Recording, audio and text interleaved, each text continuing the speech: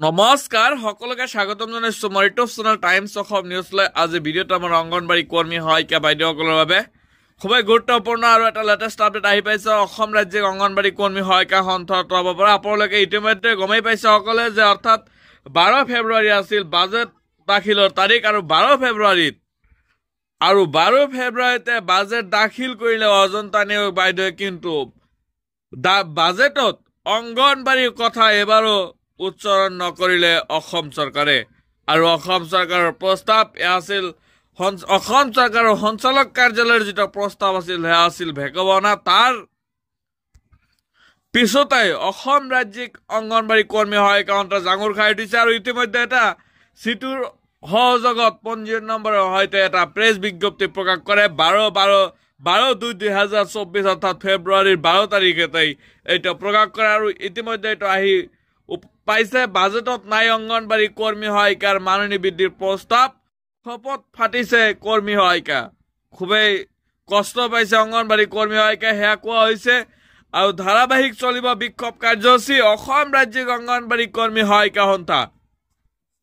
ইতিমধ্যে অসম ৰাজ্যিক অংগনবাড়ী কৰ্মী সহায়িকা সন্থাই লেটেষ্ট পোষ্ট আপলোড কৰিছে আৰু আপডেট কৰিছে। গুৱাহাটী 12 ফেব্ৰুৱাৰী 2024 যোৱা 3 অক্টোবৰ 2023 পৰা মাননি বৃদ্ধিৰ দাবীকে মুখ্য হিচাপে লৈ চৰকাৰৰ ওচৰত আবেদন নিবেদন ধৰ্ণা বিক্ষোভ ইত্যাদিৰ মাজেৰে আন্দোলন চলাই থকাৰ পিছত আজি বিত্তমন্ত্ৰীয়ে দাখিল কৰা বাজেটত অংগনবাড়ী কৰ্মী সহায়িকাৰ মাননি বৃদ্ধিৰ কোনো ধন নিৰ্ধাৰণ নকৰাত অসম ৰাজ্যিক অংগনবাড়ী কৰ্মী সহায়িকা সন্থাই তীব্ৰ ক্ষোভ প্ৰকাশ কৰে। উল্লেখযোগ্য যে মহিলা আৰু শিশু কল্যাণ বিভাগৰ সঞ্চালকালয়ে কৰ্মী আৰু সহায়িকাৰ দাবীৰ প্ৰতি সঁহাৰি জনাই মাননি বৃদ্ধিৰ এক বিভাগীয় প্ৰস্তাৱ যোৱা নৱেম্বৰ মাহৰ 2023 তাৰিখে অসম চৰকাৰৰ বিবেচনাৰ বাবে প্ৰেৰণ কৰিছিল।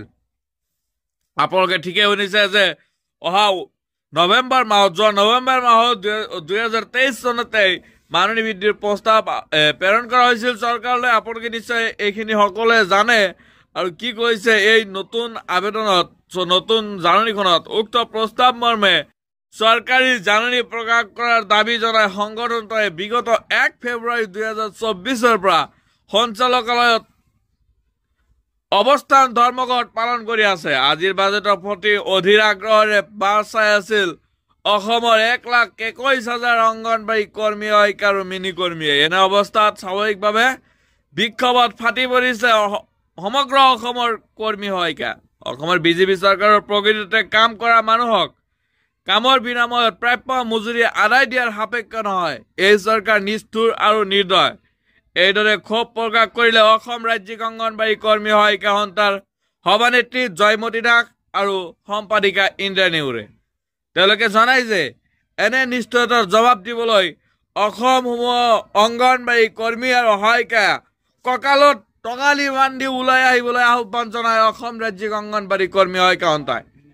নেত্ৰীয়ে কয় যে পুনৰ 13 তাৰিখে সঞ্চালকালয়ত অৱস্থান ধৰ্মঘট হ'ব। একেদৰে 15 ফেব্ৰুৱাৰীত প্ৰতিটো CDP কাৰ্যালয়ত পিকেটিং হ'ব আৰু 16 ফেব্ৰুৱাৰীৰ পৰা অনিৰ্দিষ্ট কাললৈ সৰ্বাত্মক অসহযোগ কাৰ্যসূচী চলিব। এই পৰিস্থিতিৰ বাবে সম্পূৰ্ণ দায়ী হ'ব অসমৰ বিজেপি চৰকাৰ। ধন্যবাদ জয়মতী দাস ইন্দ্ৰা নেওগ বাইদেৱে ধন্যবাদ দিছে। আৰু ইয়াৰ পিছতে আৰু নতুন খবৰ আহিছে, মই আপোনালোকক সবিশেষ জনাম। আৰু এইবোৰ খুবেই দৰকাৰী, কিয়নো আপোনালোকৰ কৰিবলগীয়া বহুতখিনি আছে। যিহেতু অসম চৰকাৰে আপোনালোকৰ মাননি বৃদ্ধি সন্দৰ্ভত একো গুৰুত্ব প্ৰদান কৰা নাই। আৰু সেই হেতুকে আপোনালোকে ভিডিঅ'বিলাক চাই আপোনালোকে শুনিব পাৰিব সন্থাই কি কৰি আছে, আপোনালোকৰ কৰিবলগীয়া কাম কি বৰ্তমান। আৰু ইতিমধ্যে সন্থাই আপডেট দিছে আপোনালোকৰ অংগনবাড়ী কেন্দ্ৰবিলাক ক্ল'জ ৰাখিব। আৰু কিছুমান বেলেগ সন্থা আছে, অংগনবাড়ীয়ে বেলেগ সন্থা আছে, অসম অংগনবাড়ী সন্থা এনেকুৱা সন্থা আছে, সিহঁতকো আহ্বান জনাইছে বা সেই সন্থাসমূহলৈ আহ্বান জনোৱা হৈছে যে আপোনালোকে ধৰ্ণা কাৰ্যসূচীত এইবাৰৰ কাৰণে আপোনালোকে একলগ হৈ ধৰ্ণা কাৰ্যসূচী কৰিব বা কেন্দ্ৰসমূহ বন্ধ ৰাখিব। মই আপোনালোকক সবিশেষ দেখাই আছো, আপোনালোকে ভিডিঅ'বিলাক স্কিপ নকৰাকৈ চাই থাকক।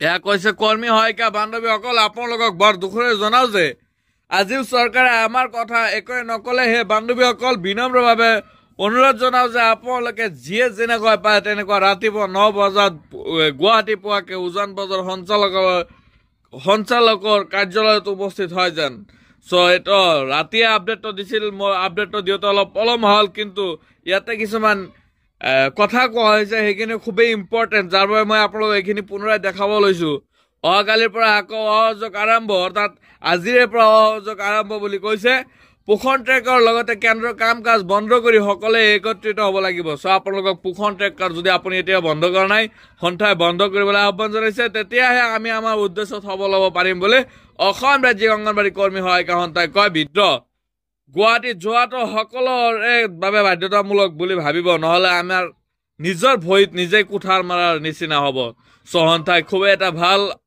কথা কৈছে যে আপোনালোকে যদি ধৰ্ণা কাৰ্যসূচীত নাযায় বা সন্থাৰ ওপৰত এৰি দিয়ে তেনেকৈ আপোনালোকে নিজৰ ভৰিত নিজে কুঠাৰ মৰাৰ নিচিনা হ'ব আৰু ইয়াৰ আগতে এটা ইতিমধ্যে পষ্ট আহি পাইছে যে আপোনালোকে যদি পোষণ ট্ৰেকত কলচ অপশ্যনটো নামাৰে তেনে ক্ষেত্ৰত অফিচৰ পৰা বা CDPA কাৰ্যালয়ৰ পৰা আপোনালোকৰ চেণ্টাৰসমূহ অপেন কৰি ৰাখি দিব চ' তাতে ছফ্টৱেৰ আছে অপেনো কৰিব পাৰে কিন্তু ক্লজ কৰাৰ পিছত আৰু অপেন কৰিব নোৱাৰে চ' আপোনালোকে ক্লজ কৰি ৰাখিব বুলি পোষণ ট্ৰেকাৰ খুলি ক্লজ কৰি ৰাখিবলৈ অনুৰোধ জনা হৈছে সন্থাৰ তৰফৰ পৰা আজি ভিডিঅ' ইমানে আছিল ভিডিঅ'টো যিমান পাৰে সিমান বেছি শ্বেয়াৰ কৰি দিয়ক থেংক ইউ জয় অসম